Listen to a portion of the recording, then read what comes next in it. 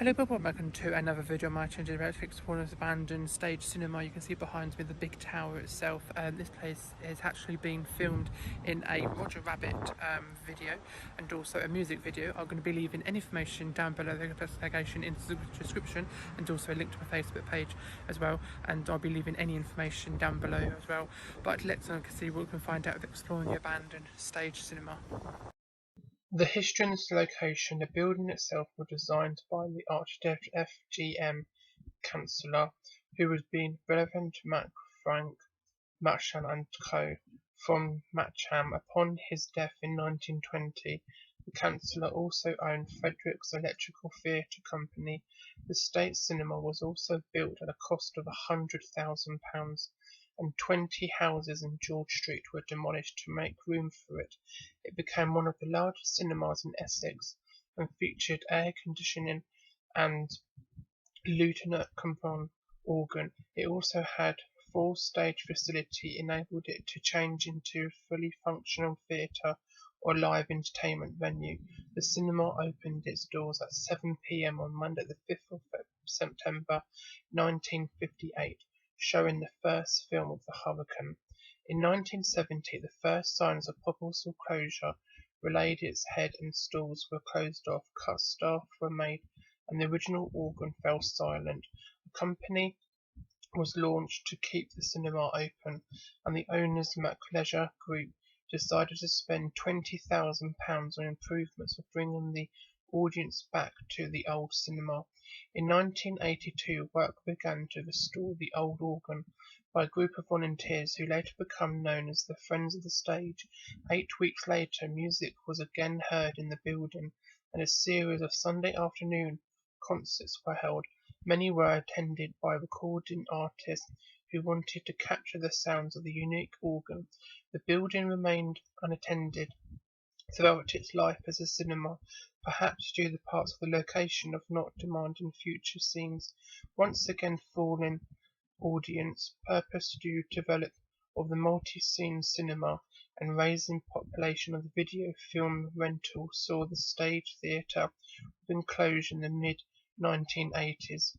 The Owens Mecca eventually left the building, and closing night event was held on the 5th of December 1988, and the film that opened the cinema 50 years ago the day was shown once more.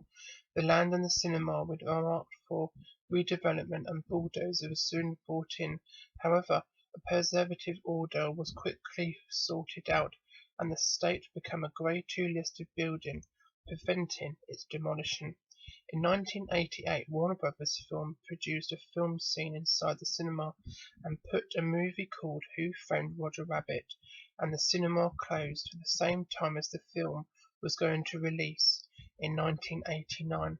After the closure of the cinema was handed over to the small independent operator, who in 1988 regraded the building, the Grey Slate Theatre. Films continued to show, and organ concerts were once again the feature of the programme. Was the pound entry ticket, as the business model didn't improve enough income to sustain the cinema, and it closed its doors again soon after. The Cartesian nightclub bar in 1991, the building had come back into use, this time as a wine bar and nightclub called Chancellor. It opened at 8:30 p.m. on Thursday the 28th of January, including live music from the Mr. Beats and Dave Berry and the Coasters. More live music and a number of variety and film show plus several boxing matches were held at the venue, and the club also saw the return of the Sunday organ concert. The club lasted for 7 years before closing in 1998. The local council received planning application in 1998 from the Presbyterian Church to dismantle a church in the now disused building. The application was denied. Early the following year was the subsequent appeal. In February 2000, the Thanog Heritage Forum approached the English Heritage to suggest that the listing and the cinema be upgraded. On the 22nd of June 2000, the building was reclassified as a Grade 2 list to preserve the Art Deco interior. The same month, Thanet Council gave planning permission the supermarket chain Morrison's to build the store on the Slate's old car park. After purchasing the site for £10 million, Morrison's were made to Thanet Council that Morrison's continued to keep the upkeep of the cinema and restore the old building to that end after an inspection in 2001 revealed some water damage. Morrison sealed the leak and prevented any further damage. Then the 2,200-seat auditorium pictured from the Circle in 2003, Morrison's conducted a several of the state and found the cinema still to be structurally sound condition and built good standard. The report continues a major concern, however, its damage began because of the building by water increase through the derelict roof covering and through the walls due to the direct rainwater drainage system and cracks or missing mortar caps to the walls, and mainly internal fixtures and fittings, and also suffering decay due to the water increase. The reports continue whilst internet as may be purposed to patch those areas of the roof which are suffering most of the problems we tend to progress develop anywhere else, as other areas of the roof's finished piece and the autobicon roof repair of the guttering lines along its considering surface of leaks are also occurring through other areas of the roofs. The building increased by part of Morrison's plans. The supermarket was completed and was sold in October 2006. The criticism about the upkeep, the new owners of TSP Properties Limited purchased the cinema for £550,000. Although the company stated that it would be used as a cinema again, they wished to redevelop it into a new leisure hub. The following year, the gutters outside were replaced temporarily to prevent further water damage. However, it was discussed that the roof was in desperate need of repair. Several campaigns have taken place over the recent years to highlight the state of the cinema and kickstart a revolution. The most recent campaign purchased the current owners to release a statement on BBC Radio Essex on the 11th of February 2008, claiming that they had worked with English heritage and the building was now watertight, dry and clean inside. The organ has also been fully restored. However, more recent investigation, members of the Save the State campaign have found that the roof does in fact still leak. As much as in 2008, where a council inspection was undertaken, and though the organ was to the centre of the cinema, it has not been fully restored. The organ is now in a very poor condition after burglary in 2011, in which most of the organ metal pipes and fittings were stolen. In 2015, the cinema was bought by J.W. Wetherspoons of the conversion into a pub, and work began in around 2019, and around in 2020 the world had a dramatic pandemic, and the cinema was held in 2022. They installed scaffolding around the building and inside, but did not know around 2023 they removed all the scaffolding, and Wetherspoons pulled out to refurbish into a pub, and now the cinema lays abandoned again. But in 2023 the cinema was finally sold to a development company, so let's see what awaits in their hands. I've found a couple of old videos of what the cinema used to look like promoting it, and also a old video from Roger Rabbit film, what they filmed in the cinema, and a couple of other small little short videos as well. But let's go and see what we can see in the old footage. Sold to a circus at the age of 6, he was. Of course, he worked with MI6 during the war, you know. After 5 wives. No wonder he took to the drink. Bless him. My father committed his mother to an asylum and told him she was dead. Don't miss the Cary Grant story in this Sunday's Sunday Express. It could only happen in the movies. I have also found an old video of what the old organ used to sound like in the old cinema. Here is a short little small clip of what it used to sound like.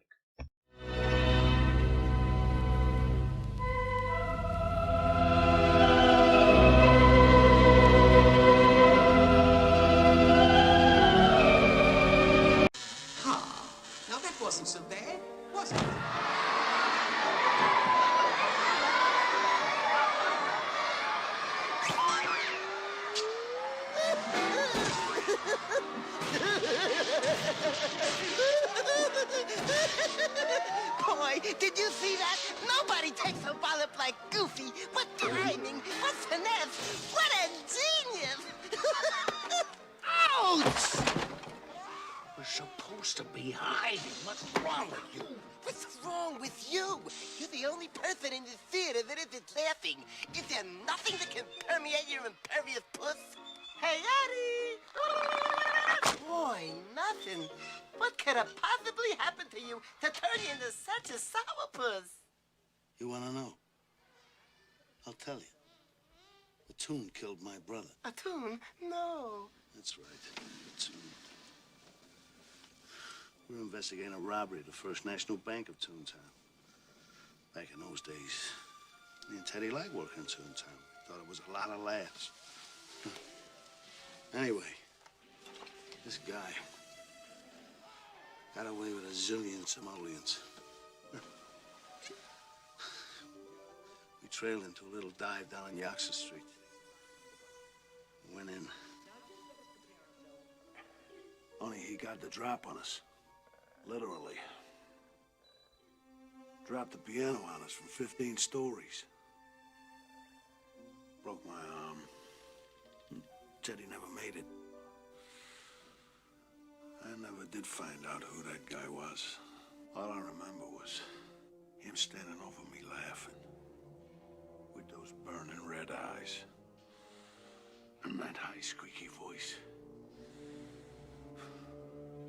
He disappeared into Toontown after that. No wonder you hate me. If a tune killed my brother, I'd hate me too. Come on, don't cry. I don't hate you. Yes, you do. No, I don't.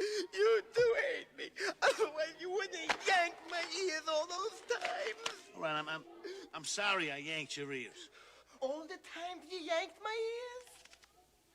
All the times I yanked your ears. Apology accepted. Put it there, pal. I feel better. Oh, boy! I hope it's another cartoon. Jeepers, another stupid newsreel. I hate the news. Did you get all my stuff? Yes. It's all packed up in the car outside. Would have been here right after you called, but I had to shake the weasels. Yeah. I'm sorry about the trouble in the bar. Hell, stuffing olives for a living wasn't for me anyway. Dolores? You ought to find yourself a good man. But I already have a good man.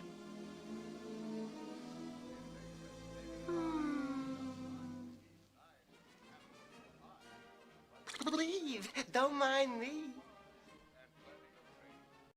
The last two small little videos you saw was Who Framed Roger Rabbit, that was filmed on the second circle above the cinema viewing, and a music video that they filmed inside the cinema where they actually flooded the lower part of the cinema, and the pure shock of the general public are actually real footage of them trying to get out of a swimming area with the seats covered in water.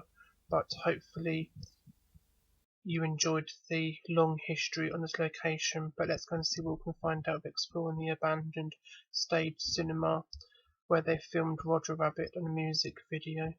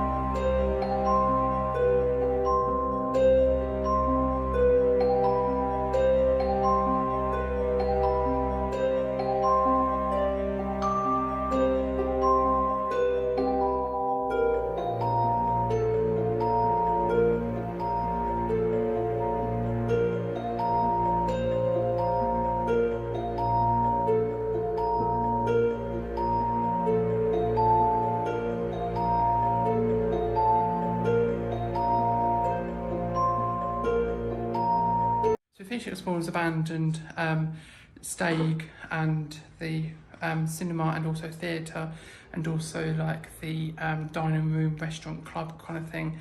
Absolutely beautiful. I've never actually come across cinema rolls and also the tapes and stuff, but this place is absolutely amazing. I'm going to be leaving any information down below about the location in the description and also link to my Facebook page. But yeah, hopefully you enjoyed the video. Don't forget to give it a big thumbs up. Don't forget to subscribe if you're new, and I'll be seeing you in the video soon. Over and out. Bye. Hello people, and thank you for watching my video. And if you'd like to turn the bell on for notifications so you won't need to miss any videos which I upload, and don't forget to subscribe if you're new, and also don't forget to follow me on my social medias. The links will be in the description down below. You can follow me on my Facebook page, Twitter, Instagram, Snapchat, and also thank you for watching once again, and I'll see you in another video. Over and out. Bye!